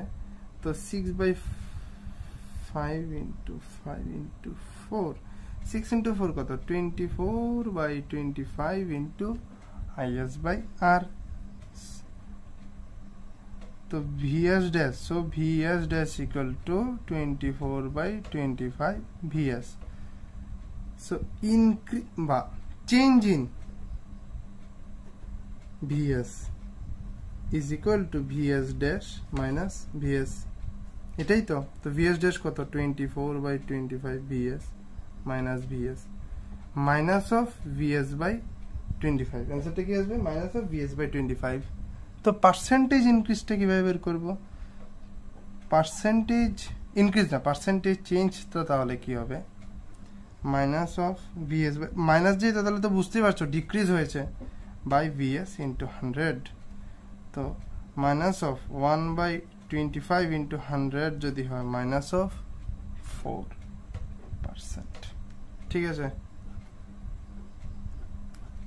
Minus of 4%। তাহলে ডিক্রিজ বাই 4%। বোঝা গেল? Decrease by 4%। একদম ক্লিয়ার হয়ে যাবে আশা করছি। চলো কোশ্চেন নাম্বার 39 আমরা একটু ডিটেইলস আলোচনা করতে লাগবে। বলি কেন ডিটেইলস আলোচনা করতে লাগবে। ফর্মুলা কিন্তু আমরা যা জানি তা নিয়ে আলোচনা করব, ঠিক আছে। ইনিশিয়াল কন্ডিশন 1 মানে কন্ডিশন নাম্বার মানে আমাদের প্রাইমারি ইনিশিয়ালি যেটা ছিল আমরা সেটা নিয়ে ডিসকাস করব, ঠিক আছে। এবার ক্যামেরা ঠিক আছে, ওকে।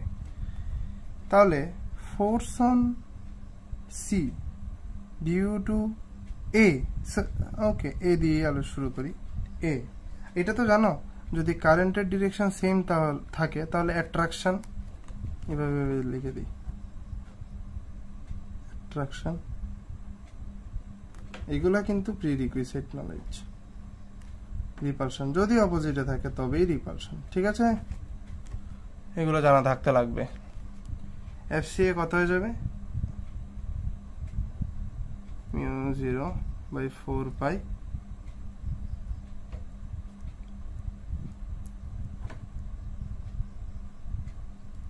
আমরা ডিরেকশনটা কিভাবে নিরূপণ করি বলতো। আসলে এই যে এ, ঠিক আছে, এখান দিয়ে সাপোজ আমরা ধরে নিলাম কারেন্ট যাচ্ছে, ঠিক আছে, তাহলে এই যে যেদিকে কার্ল করে ঢুকলো অনটু দি পেপার, আমরা কি দেখতে পাচ্ছি নাকি একটু নড়ে পড়ে যাচ্ছে? দ্বারা আমি ফোকাসটা ঠিক করে দেই। এবার আশা করি একটু বেশি আলো হয়ে গেছে, দাঁড়াও একটু, এবার আশা করি ঠিক আছে। এই যে আমরা দিলাম কারেন্টের ডিরেকশন, এবার এই যেদিকে ফিঙ্গারটা কার্ল করে ভিতরে ঢুকলো দ্যাট ইজ এদিকে হলো ম্যাগনেটিক ফিল্ড, ঠিক আছে, এই সাইডে। কিন্তু এইদিকে কিন্তু আবার উপর দিকে out of the plane of paper, ঠিক আছে, এদিকে হলো অন টু দি প্লেন আর তার ডান বা সাইডে হলো আউট অফ দি প্লেন। তাহলে যখন অন টু দি প্লেন আছে তখন যদি ম্যাগনেটিক ফিল্ড এদিকে হয়, এই আমরা দিলাম ম্যাগনেটিক ফিল্ড, এ হলো কারেন্টের ডিরেকশন আর এই হবে ফোর্সের ডিরেকশন, এই, ঠিক আছে।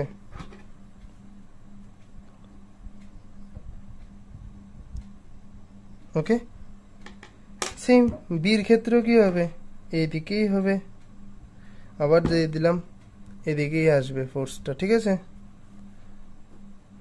Force on C due to B, force on C due to B, আমি ম্যাগনিটিউডগুলাই লিখছি, μ0/4π ইন্টু আই বাই, আর এটা কিন্তু 2r, ঠিক আছে, এটা হলো স্ট্যান্ডার্ড ফর্মুলাটা, μ0/4π into I1 into I2 by D, যে distance force per unit length, ঠিক আছে। আমরা এটা যেহেতু infinitely long parallel straight line, তাহলে আমরা ফোর্স পার ইউনিট লেংথ নিয়ে আলোচনাটা করব, ঠিক আছে। তো এখানে 2 ক্যান্সেলড আউট, তো FCA by FCV is equal to, দুটোটা সমান। তো আমাদের তো এখানে বলেই দিয়েছে দেন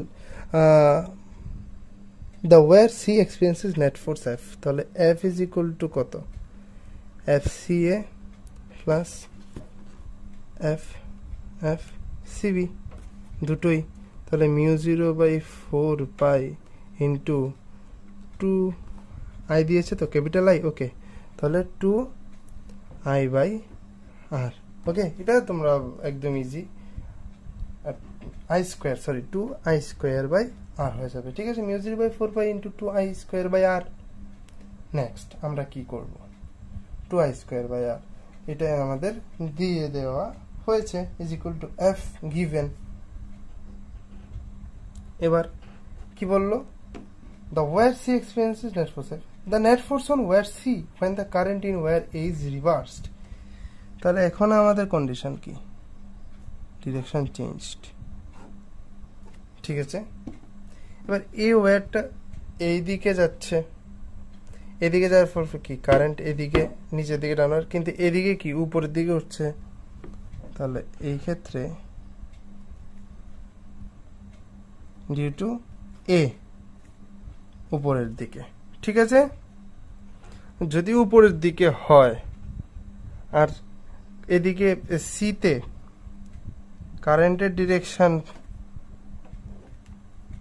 তো এইদিকে, তাহলে আমরা যদি আমরা এইভাবেই এগুলা নিরূপণ করব, ঠিক আছে, মানে অর্থাৎ কি সির ডান দিকে ফোর্সের direction, force on C due to A, ঠিক আছে, force on C due to A. এবার বির ক্ষেত্রে কি, বির ক্ষেত্রে তো আগের মতন হয়ে যাবে, force C B, opposite side, এটা এদিকে যাবে। এবার এটা কি হলো, হ্যাঁ এটা এফ এর উপর মাথাটা, এটা কিন্তু ডিরেকশন ওইদিকে বোঝাচ্ছে না, ঠিক আছে, এফ সিবি তো ওইদিকেই রয়ে গেল, ঠিক আছে। তো এখানে এবার মিউ 0/4 এইগুলো কিন্তু সমানই রয়ে যাবে বাই 2r, আর এটা কত হবে, mu 0/4 into I by R, ঠিক। তো এটা 2 ক্যান্সেলড আউট, কিন্তু যেহেতু দুটো সমান এবং দুটো অপোজিট সাইড অপোজিট ডিরেকশনে অ্যাক্ট করছে, তাহলে তাদের জন্য রেজাল্টেন্ট ফোর্সটা কি হবে, 0। তাহলে অ্যান্সার কি, সি, কোনো ফোর্স সি রেজাল্টেন্ট ফোর্স কিছুই এক্সপিরিয়েন্স করবে না। বোঝা গেছে? তোমরা একটু রিভাইন্ড করে এটা আবার দেখবে, এটা ভেরি ইম্পর্টেন্ট কনসেপ্ট তোমাদের জন্য, ঠিক আছে। এবার দেখো question number 40। In an hydrogen atom, আগে আমরা নিউক্লিয়াসটাইকে নেই, নিউক্লিয়াস একটাই শেল, এটা ঠিক করে নেবে তোমরা, ঠিক আছে। একটি ইলেকট্রন ঘুরছে, ইলেকট্রন, ঠিক আছে। অরবিট অফ রেডিয়াস, রেডিয়াসটা কি তার 0.5 অ্যাংস্ট্রম, ঠিক আছে, 0.5 অ্যাংস্ট্রম। কটি রিভলিউশন মানে কয়বার চক্কর কাটছে, 10 রিভলিউশনস পার সেকেন্ড, অর্থাৎ 10 রিভলিউশনস পার সেকেন্ড যদি হয় তো নিউ কত তাহলে, অর্থাৎ ফ্রিকোয়েন্সি কত, নাম্বার অফ রিভলিউশনস পার সেকেন্ডকেই তো আমরা ফ্রিকোয়েন্সি বলি, বা 1/t is equal two inverse of reciprocal of the time period is equal to, তো আমরা নিউকে ধরি, ঠিক আছে। তো তাহলে 10 হার্টস, ওকে। এবার বললো the magnetic moment associated with the orbital motion of the electron will be, কত হবে, এটা তো আমরা জানি, m is equal to ia, iও আমরা বের করবো। এবার এ তো কত আমাদের পাই আর স্কোয়ার জানি, কিভাবে বলো, পাই আর স্কোয়ারটা কিভাবে হবে বলো তো,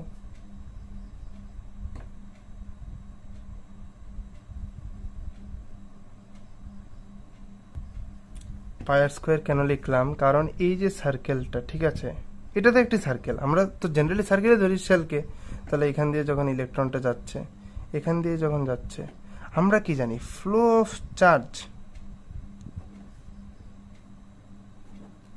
পার ইউনিট টাইম ই তো কারেন্ট, ঠিক। তো ফ্লো অফ চার্জ, এখান দিয়েই তো চার্জের ফ্লো হচ্ছে না, তো এটাই তো কারেন্ট, বোঝা গেল। এবার পার ইউনিট টাইম বললো না, তো পার ইউনিট টাইমে যতবার ঘুরবে ততবার দিয়ে তো আমাদের গুণ করতে হবে। তাহলে এই 1/t কে আমরা 10, তাহলে so I equal to E new লিখতে পারি না।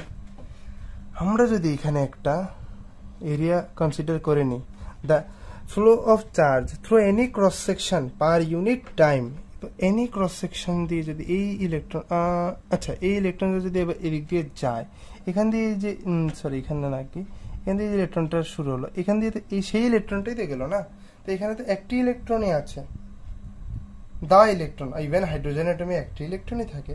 তো এটা যখন যাচ্ছে প্রতি সেকেন্ড এটা কয়বার ঘুরপাক খাচ্ছে, 10 বার, তাহলে আমাদের তো প্রতি সেকেন্ডের হিসাবে ধরতে লাগবে, ঠিক আছে। তো ই নিউ হয়ে যাবে I equal to E new, এটা মনে রাখবে।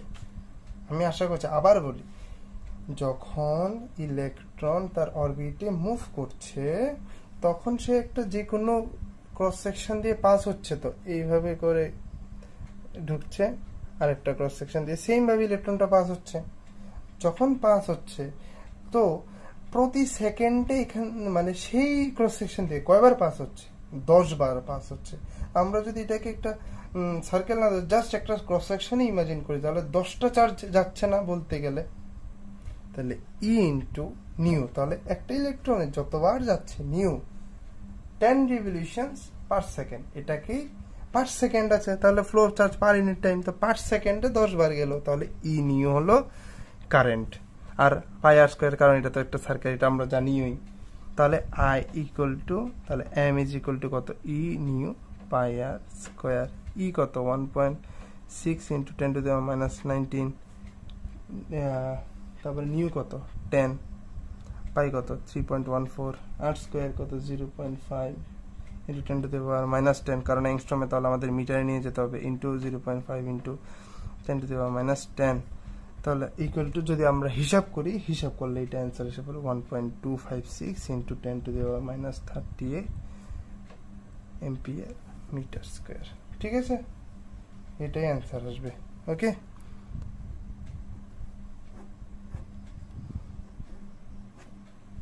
উপরে উঠিয়ে দেখিয়ে দিচ্ছি, আশা করি বুঝেছো এই জিনিসটা। ঠিক আছে, ওকে।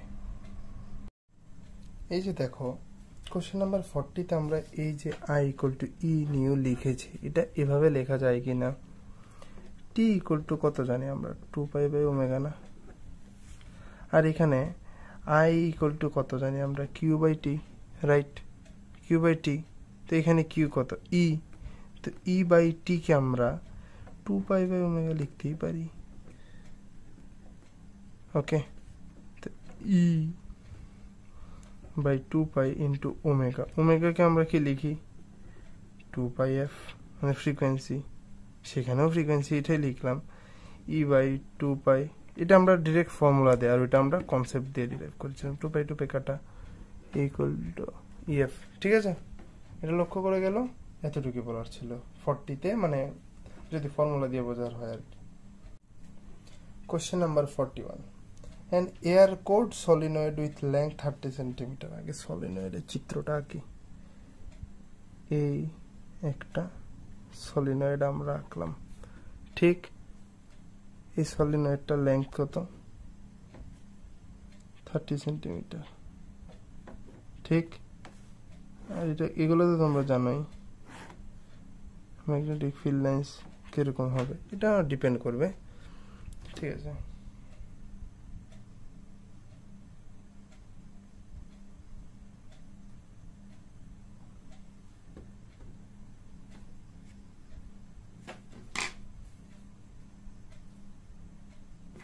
ওকে। এই চিহ্নগুলো আমরা পরে বুঝতে পারবে তোমরা, এগুলো ঠিক আছে কিনা। নর্থ আর সাউথ ডিরেকশন তো তোমরা নিরূপণ করতে জানোই। ক্রস সেকশনাল এরিয়া কত, কত 25 সেন্টিমিটার স্কোয়ার।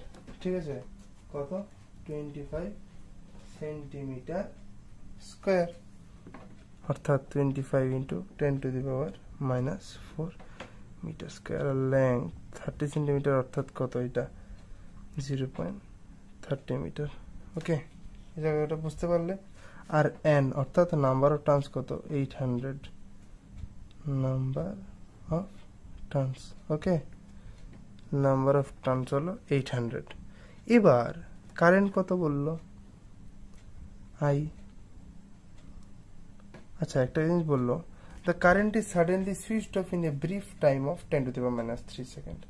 তাহলে প্রথম চালু ছিল কিছুক্ষণ সময়ের জন্য, হঠাৎই বন্ধ হয়ে গেল, ঠিক। তাহলে ফাইনাল ফ্লাক্স কত হবে, কারেন্টে যদি পাস না করে তাহলে ফ্লাক্স কোথা থেকে আসবে, তাহলে ফাইনাল ফ্লাক্স কত, 0। তাহলে আমাদের এবার বের করতে হবে কি, ইনিশিয়াল ফ্লাক্স। আচ্ছা, আমরা জানি এখানে কি একটা জিনিস বলেছে, ignoring the variation magnetic field near the ends of the solenoid. Ends of the solenoid গুলাকে যে ম্যাগনেটিক ফিল্ডটা হবে সেটাকে যদি আমরা ইগনোর করি, তাহলে ভি ইকুয়াল টু আমরা কত জানি, mu 0 N I, where N হলো number of turns per unit length, is equal to mu 0 N by L into I. তাহলে ফ্লাক্স কত জানি আমরা, বি ইন্টু এ, এটা তো জানি নাকি, এন মানে নাম্বার অফ টার্নস তো হবেই, N into mu 0 N by L into I into A. N কত, তাহলে mu 0 N square by L I into A. এবার এগুলোতে ভ্যালু বসাবে, 4 pi into 10 to the power minus 7, N square কত 800 into 800 into current কত 2.5, আর area কত 25 into 10 to the power minus 4 divided by length কত 0.30। যদি এটাকে হিসাব করি, ultimately 16.74 into 10 to the power minus 3 weber আসছে। ঠিক, এবার আমরা কি জানি,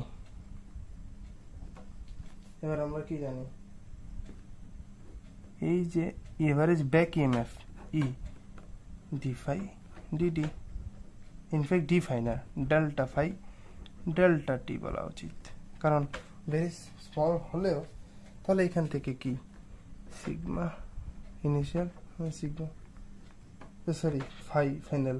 ওকে, চেঞ্জ তো বললো, চেঞ্জ 10 to the minus 3, তো এখানে শুধু এই জায়গাটাই আসবে। ঠিক, তো 10 to the minus 3 minus 3 cancelled out, তাহলে 16.74 ভোল্ট হয়ে যাবে অ্যান্সার। কত হবে অ্যান্সারটা? 16.74। দেখো অ্যান্সারটা কত হবে তাহলে? 16.74 ভোল্টস। ঠিক আছে, বোঝা গেল? আচ্ছা, question number 42। A sinusoidal voltage of peak value 283 volt. Peak value कत बोललो? V0 283 volt and frequency 50 हार्ट्ज। যদি আমার সন্দেহ আছে ফ্রিকোয়েন্সি কি আদৌ কোনো কাজে লাগবে কিনা, is applied to A series LCR circuit. Series LCR circuit, series, ঠিক, যেখানে আর কত 3 ওম, ইন্ডাকটেন্স কত 48 মিলি হেনরি, ক্যাপাসিট্যান্স কত 796 মাইক্রোফ্যারাড। ঠিক আছে, কত 796 মাইক্রোফ্যারাড। এবার কোশ্চেনে কি বললো? Then the power dissipated at the resonant condition. Resonant condition মানে কি? XL equals to XC, that is Z equal to R square plus XL minus XC whole square is equal to 0 তো হয়ে যাবে, তাহলে এটাকে চলে গেল, তাহলে Z equal to কত R হয়, অর্থাৎ কি Z equal to যখন R হয় কি হয় বলো? IRMS টা লিখি চলো। IRMS কি? I naught by root 2। I naught কি? I naught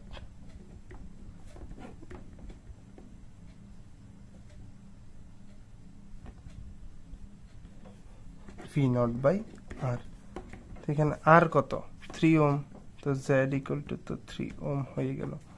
এখানে Z লেখাটাই উচিত, Z বা আর এখানে তো সেমই আছে 1 বাই রুট 2। V0 কত? 283 বাই 3। এটা যদি তোমরা হিসাব করো অ্যান্সার আসবে 67.7 এম্পিয়ার। ঠিক আছে, IRMS। এবার power dissipation equal to IRMS square into R, অর্থাৎ Z আর কি, 66.7 হোল স্কোয়ার ইন্টু 3, অ্যান্সার হবে 13.35 কিলোওয়াট। এগুলো সব তোমরা করে নিতে পারবে, সিম্পল সিম্পল ম্যাথস তোমরা করে নিতে পারবে। ঠিক আছে, 13.35 কিলোওয়াট। এই জিনিসটা একটু মাথায় রাখলে ভালোই হয়, যদি রাখো। আমি বিশেষ করি তোমরা রাখবে মাথায়, কারণ এটা আমাদের খুবই একটি গুরুত্বপূর্ণ রিলেশন। এখানে আসলে কি হয়, যখন রেজোনেন্স হয়, ইম্পিডেন্স অফ দ্য সার্কিট কি হয়ে যায়? মিনিমাম হয়ে যায়। ইম্পিডেন্স বলে তো Z, আর XL কি? ইন্ডাকটিভ রিঅ্যাকট্যান্স, XC কি? Capacitive reactance.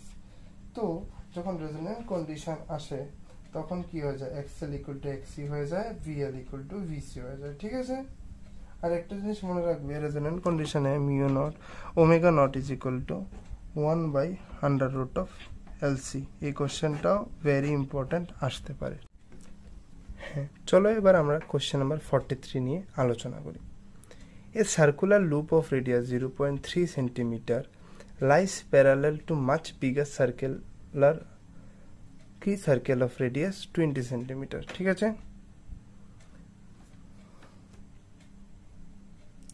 ছোট্ট সার্কেলটা আগে এবার বড় সার্কেলটা আঁকলাম। ঠিক আছে, যদি এবার বড় সার্কেলটা আঁকি তার এক্সিস বরাবর, আমরা এটা এক্সিস এঁকে নিলাম। চলো, এই যে সার্কেল লুপটা এটাকে 1 দিলাম, এটাকে 2 দিলাম, ঠিক। রেডিয়াস কত? 20 সেন্টিমিটার। রেডিয়াস কত? কত? 0.3 সেন্টিমিটার, ঠিক আছে, 0.3 সেন্টিমিটার। তাদের মধ্যবর্তী দূরত্বটা কত? x equal to 15 centimeter. If a current of 2 ampere flows through the smaller loop, এই ছোট্ট লুপটা দিয়ে 2 ampere কারেন্ট ফ্লো করছে, ঠিক আছে। এটা হলো আমাদের given information about this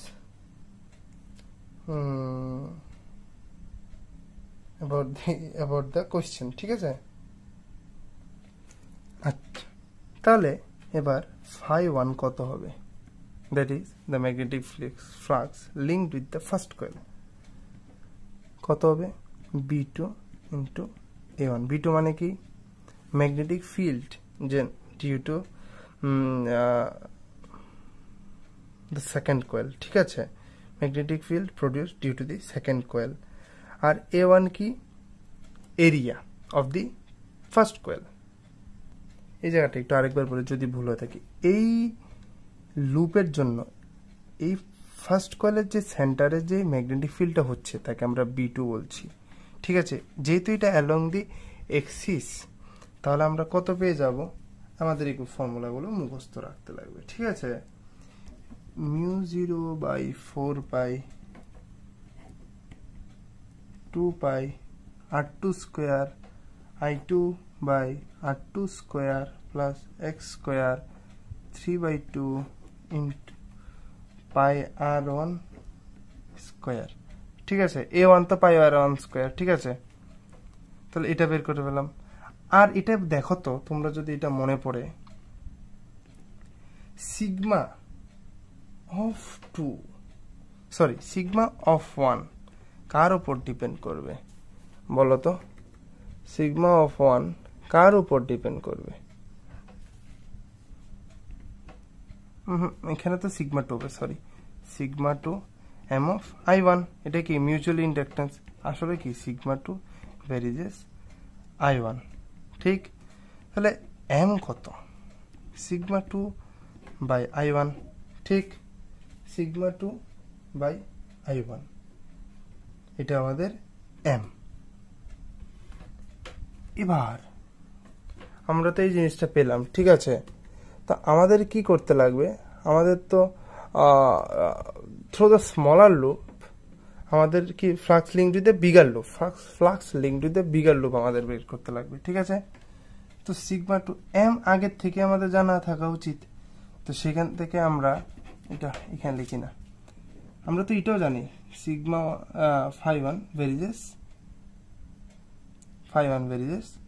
I2, ঠিক, phi 1 ভেরিজেস I2। যদি এটা হয় কি sigma 1 is equal to m of I2, মানে মিউচুয়াল ইন্ডাকটেন্স তো সেমই থাকবে। আর মিউচুয়াল ইন্ডাকটেন্স কত হবে? Sigma 1 by I2। তাহলে sigma 2 is equal to, sorry sigma না, বারবার ভুল বলছি, phi 1 by I2 is equal to m। phi 2 is equal to m এর ভ্যালুটা কত? phi 1 by I2 into I1, ঠিক। দেখো এখানে যদি আমরা লক্ষ্য করি, phi 1 এর ভ্যালুতে I2 আছে, তা I2 ক্যান্সেল আউট হয়ে যাবে, ঠিক আছে। তারপর আমাদের যে গিভেন ইনফরমেশন আছে, ইনফরমেশন দিয়ে যদি আমরা হিসেব করি, তাহলে সিগমা 2 কত বেরোবে জানো? 9.12 10⁻⁻11 ওয়েবার। এটা মিউচুয়াল ইন্ডাকটেন্স। তাহলে ফান্ডাটা আসলে কি? প্রথম আমাদের দেখতে লাগবে কারেন্ট কোথা, কারেন্ট তো প্রথম কয়েল 1 এ ফ্লো করছে, ঠিক আছে। তারপরে due to the coil 2 the magnetic field at the centre of coil 1 is given by this formula.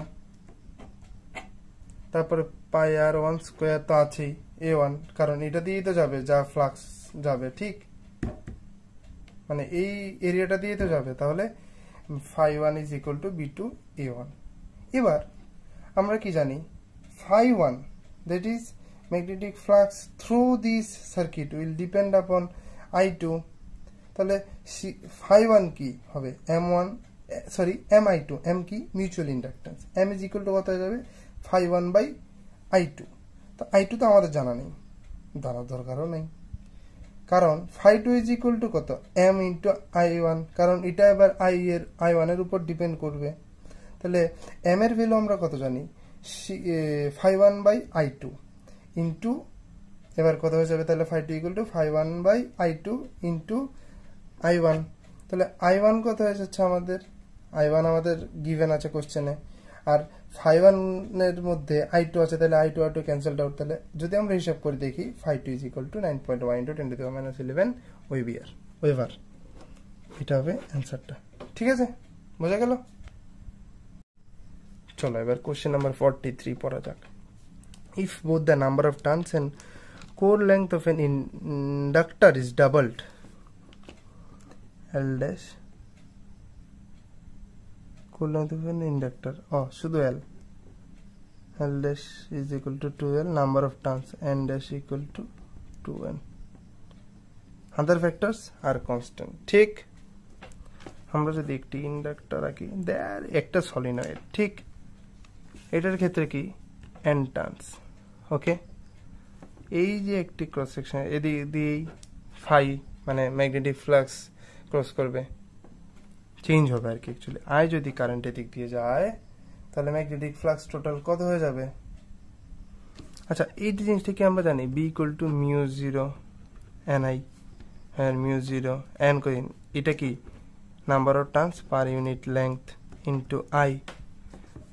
তো মানে এই যে magnetic flux linked with the coil বা এখানে ইন্ডাক্টর, এটা কত হয়ে যাবে বি এ, এটা তো আমাদের জানাই আছে ইয়ে। তো এটা কি বি এ, তাদের মধ্যে অ্যাঙ্গেল কত 0 ডিগ্রি, cos 0 ডিগ্রি, তাহলে 1। তাহলে বি এর ভ্যালু কত mu zero N L into I, আর এ কত পাই আর স্কোয়ার, সিম্পল। ঠিক আছে, এ না হলে আমাদের থাকলোই, এ দিয়ে তো আমাদের কোনো কাজ আসছে না না আপাতত। তাহলে চেঞ্জ যখন হচ্ছে L ইজ ইকুয়াল টু কত আমরা জানি, L এর ফর্মুলাটা বলা যাক, কেউ কি মনে আছে এনিওয়ান? আচ্ছা আমি বলি n phi বাই i, ঠিক আছে। তাহলে n phi কত, phi mu zero I I cancelled out হয়ে যাবে, তাহলে mu zero n square by L into A. তাহলে L dash mu zero n dash square by L dash into A, ঠিক। তো মিউ জিরো তো constant, n dash square কত, n ড্যাশের value কত 2n, তাহলে n ড্যাশ স্কোয়ার কত 4n square, L dash কত 2L এ, তো 2 cancel out, 2 mu zero n square L এ, তো এটা কত L, so L dash is equal to 2L, ঠিক আছে, doubled, then the self inductance will be doubled। বুঝতে পারা গেল? এটা ক্লিয়ার? এবার আমরা এসে পড়েছি 45 number question, assertion and reason যে পার্টটা। ঠিক আছে, কোশ্চেনে অ্যাসারশন কি, to increase the range of an ammeter we must connect a suitable high resistance in series to it।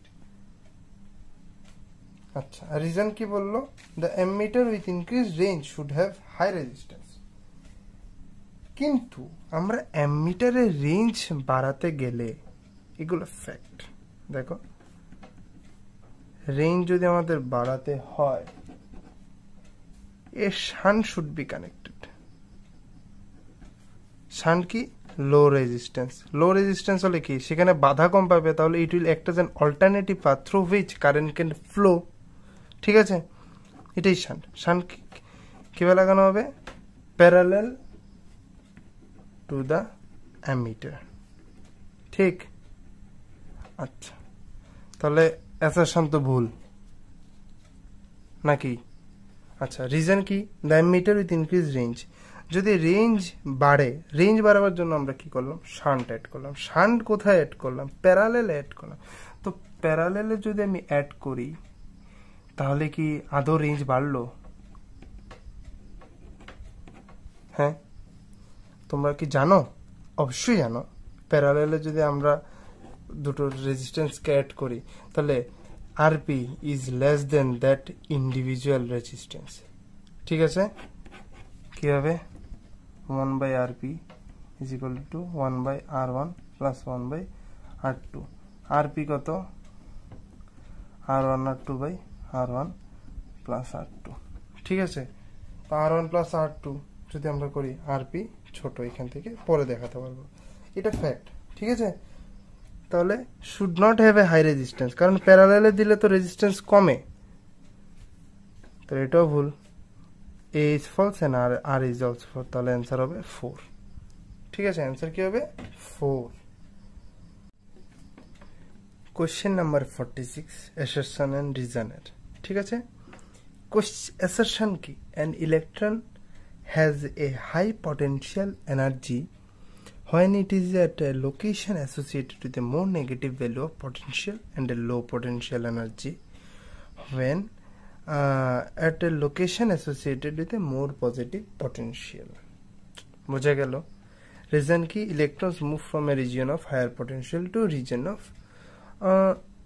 lower potential. ঠিক আছে, let us suppose A and B are two regions having potential V1 and V2 such that, চলো, V1 V2 তাদের potential, ঠিক, A R B হলো সেই নির্দিষ্ট বিন্দুগুলো,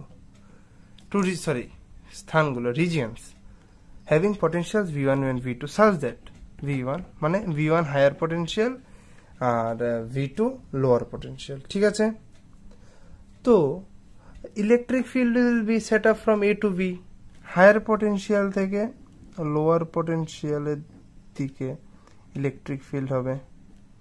ঠিক, হায়ার পটেনশিয়াল থেকে lower potential, V1 to V2 হবে ইলেকট্রিক ফিল্ড। ঠিক, ইলেকট্রিক ফিল্ডের ডিরেকশন। ঠিক আছে, তাহলে since the electron has a negative charge, the force experienced by the electron will be in a direction opposite to the direction of the electric field. তাহলে electron বিপরীত দিকে, electric ফিল্ডের বিপরীত দিকে মুভ করবে, that is in the opposite direction to the direction of electric field. ঠিক আছে, তাহলে আমরা জানি কি, হায়ার পটেনশিয়াল থেকে লোয়ার পটেনশিয়ালে সবাই যায়। ঠিক আছে, তো ইলেকট্রনের তো V2 থেকে V1 এ গেল ইলেকট্রন। ঠিক আছে, তাহলে V2 তে ইলেকট্রনের hire potential,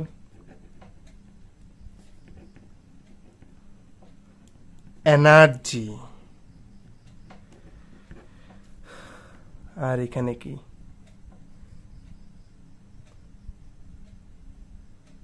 lower potential energy, ঠিক, হায়ার থেকে লোয়ারে গেলেই তো আমরা গ্রেডিয়েন্টটাকে অ্যালং দি গ্রেডিয়েন্ট যেতে পারবো। ঠিক আছে, বোঝা গেল? তাহলে 46 নাম্বার কোয়েশ্চেনে 3 কি? এ ইজ ট্রু, কিন্তু ইলেকট্রন তো লোয়ার পটেনশিয়াল রিজন থেকে হায়ার পটেনশিয়াল রিজনে মুভ করবে। ঠিক আছে, লোয়ার পটেনশিয়াল রিজন থেকে হায়ার পটেনশিয়াল রিজনে মুভ করবে, তাহলে রিজনটা ভুল, অ্যাসারশনটা ঠিক, that is from higher potential energy to lower potential energy. বোঝা গেল? তাহলে অ্যান্সার কি হলো আমাদের? A is true but R is false, that is 3। ঠিক আছে, দ্যাট ইজ 3। চলো 47 নাম্বার কোশ্চেনটা দেখি। অ্যাসারশন কি বললো? A magnetic needle free to rotate in a vertical plane orients itself with its axis vertical at the poles of the earth.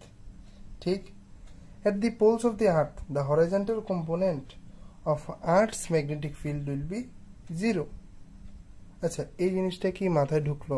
আমি এটা আঁকি না, আঁকলে অনেকটা বড় করে আঁকতে লাগবে, তাই আমি ছবি দেখাই। ঠিক আছে, দেখো, কপি একটা আছে, ওকে, আমরা কি ছবি দেখতে পাচ্ছি? ম্যাগনেটিক ফিল্ড লাইন্স, আমরা সাইডে এই শীটটা রাখি। একটি ম্যাগনেটিক নিডল রাখা হলো সাউথ টু নর্থ। ঠিক আছে, এবার আমরা যদি তাকে পোলসে নিয়ে যাই, পোলসে নিয়ে গেলে কি সে তাকে ভার্টিক্যালি মানে অ্যালাইন করে ফেলে। Okay, orients itself vertical at the poles of the earth. আমরা দেখতে পাচ্ছি south north vertical. Okay, the magnetic field lines due to earth resembles that of a bar magnet. Okay, the magnetic needle becomes vertical at 2 points. The place where north pole of needle points vertically downward, magnetic north pole বলি আমরা তাকে, and similarly the place south pole of needle points vertically downward, the magnetic south pole. ঠিক আছে, এখানে আমরা আরেকটা ছবি ছোট আছে, দেখো আমরা যদি এখানে একটি ম্যাগনেটিক নিডলকে রাখি তাহলে এটা হলো কি magnetic needle, magnetic magnetic north pole আর ম্যাগনেটিক সাউথ পোল এখানে আছে। ঠিক আছে, magnetic field lines of earth are from magnetic south to magnetic north. বোঝা গেল? এগুলো হলো এনসিইআরটি গাইডলাইন্স অনুযায়ী। আর দেখো যদি ভার্টিক্যালি থাকে তার কি কোনো হরিজন্টাল কম্পোনেন্ট থাকবে? থাকবে না, তো magnetic field will B zero. Okay, magnetic field will B zero. তাহলে আমাদের এই পয়েন্টগুলো মনে রাখতে হবে। BH is equal to 0 at poles R BV is equal to 0 at equator। কেন বলো তো ওই জিনিসটা কেন বলো? কারণ সেখানে মানে BH 90 degree angle of inclination. ঠিক আছে, অ্যাঙ্গেল অফ ইনক্লিনেশন বা অ্যাঙ্গেল অফ ডিপ 90 ডিগ্রি হয়। কারণ আমরা যদি ডিপ নিডেলকে free to rotate in a vertical plane রাখি, সেই ডিপ নিডেলটা, ওই তার একটা ভালো ইমেজ আমি দেখাতে পারবো হয়তো তোমাদের। এই দেখো এই ইমেজে সেই নিডেলটা 90 ডিগ্রিতে আছে। ঠিক আছে, তাহলে ডিপ অ্যাঙ্গেল কত? 90 ডিগ্রি। তাহলে cos 90 ডিগ্রি কত? 0। তাহলে BH is equal to 0 at poles। তো অ্যান্সার কি? both A and R true and R is the correct explanation of A। এটা হবে আমাদের অ্যান্সার। বোঝা গেল? কোশ্চেনে কি বললো? A proton and electron with same momenta, মানে মোমেন্টা মানে কি P equal to mv সমান, enter in a magnetic field in a direction at right angles to the lines of force। in a magnetic field in a direction at right angles to the force। তাহলে suppose onto the plane magnetic field আছে। ওকে,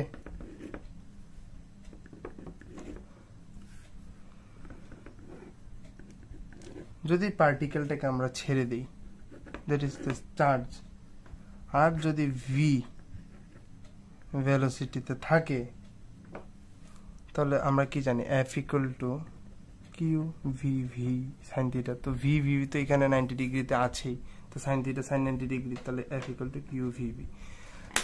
কি হচ্ছে? Charge এখানে আছে, ঠিক আছে, magnetic field এখানে আছে, চার্জটাকে আমরা রেফারেন্স ধরলাম। তাহলে এদিকে ভেলোসিটি ফোর্স এদিকে 90 ডিগ্রি আছে, তাহলে ম্যাগনেটিক ফিল্ডের সাথে, ঠিক আছে, 90 ডিগ্রিতে আছে। এটা হলো ফোর্সের ডিরেকশন। যখন এই চলে যেতে লাগছে, এই ফোর্সটার দিকে নিয়ে যাচ্ছে। ঠিক সেম আবার যখন এই ঘুরে ঘুরে ঘুরে ঘুরে ঘুরে ছুটে যেতে চাইছে, ভেলোসিটি কোন দিকে? এবার এদিকে ভেলোসিটি এফএম কোন দিকে? এবার এইদিকে। আবার কি ভেলোসিটি এদিকে, ফোর্স এদিকে, আবার এদিকে আসছে, ভেলোসিটি কোন দিকে? এদিকে।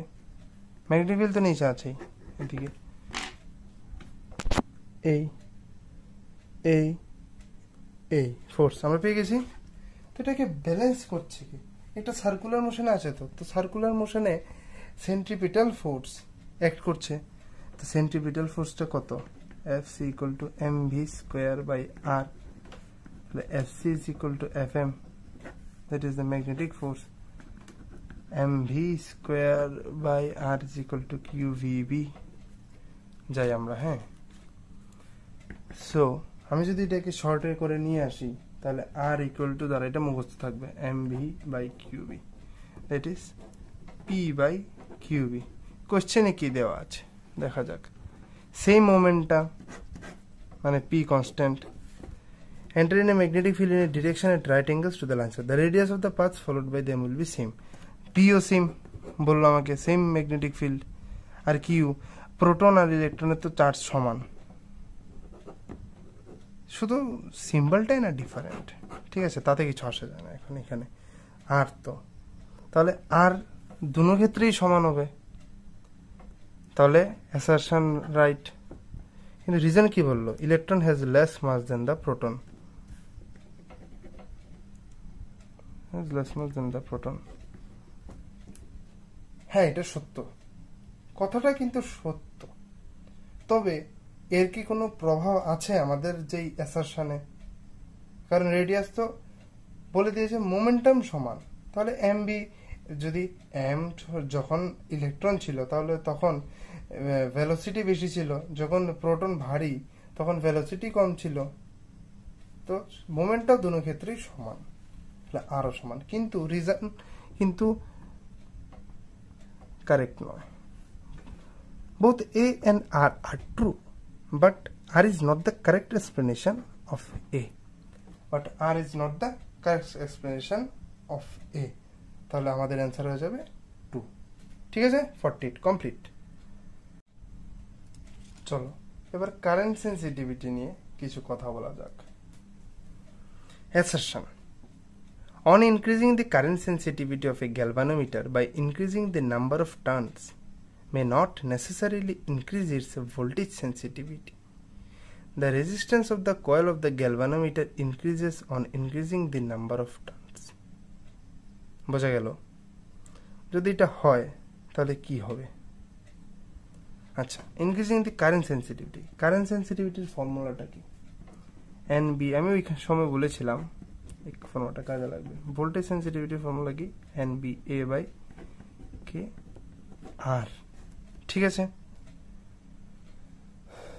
এবার যদি কারেন্ট সেন্সিটিভিটি ইনক্রিজ করে due to number of turns, increase in number of turns, তো এটা কি সত্যি দরকারি যে মানে এমন কি সত্যিই হবে যে ভোল্টেজ সেন্সিটিভিটিও ইনক্রিজ করতেই হবে, এমন কোনো কি বাধ্যবাধকতা আছে? নেই। কেন নেই? কারণ নাম্বার অফ টার্নস ইনক্রিজ করলে আরো ইনক্রিজ করে। কিভাবে? N is for R, number of টার্নসের রেজিস্ট্যান্স হলো R, তাহলে 1 এর জন্য কত? R/N, তাহলে N ড্যাশ কত? R/N into N dash.